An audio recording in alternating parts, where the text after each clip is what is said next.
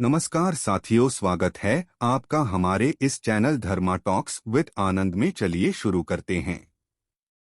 श्रीमद् भागवत गीता में भगवान कृष्ण के उन उपदेशों का वर्णन है जो उन्होंने महाभारत युद्ध के दौरान अर्जुन को दिया था। गीता में दिए उपदेश आज भी उतने ही प्रासंगिक हैं और मनुष्य को जीवन जीने की सही राह दिखाते हैं। गीता में 18 अध्याय और 700 श्लोक हैं जिनमें धर्म के मार्ग का अनुसरण करते हुए सत्कर्म करने की शिक्षा दी गई है।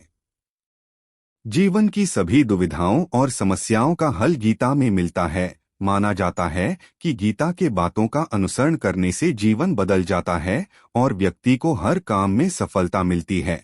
आइए जानते हैं श्रीमद्भागवत गीता के अनमोल विचारों के बारे में।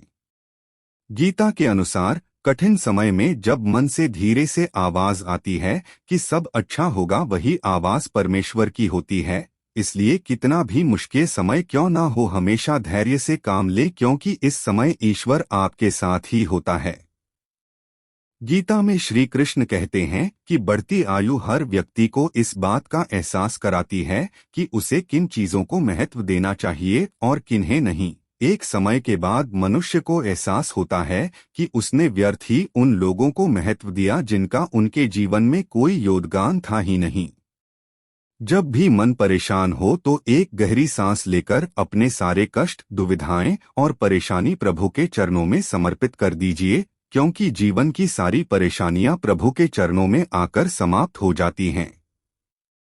गीता में श्री कृष्ण कहते हैं कि हर व्यक्ति को अपने क्रोध पर काबू करना चाहिए। क्रोध आने पर व्यक्ति का खुद पर नियंत्रण नहीं रहता है और वो आवेश में आकर गलत काम कर बैठता है।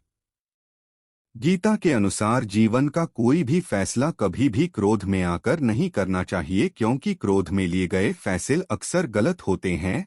इन फैसलों से व्यक्ति आगे चलकर बहुत पछताता है। इसलिए क्रोध आने पर भी खुद को शांत रखने का प्रयास करें।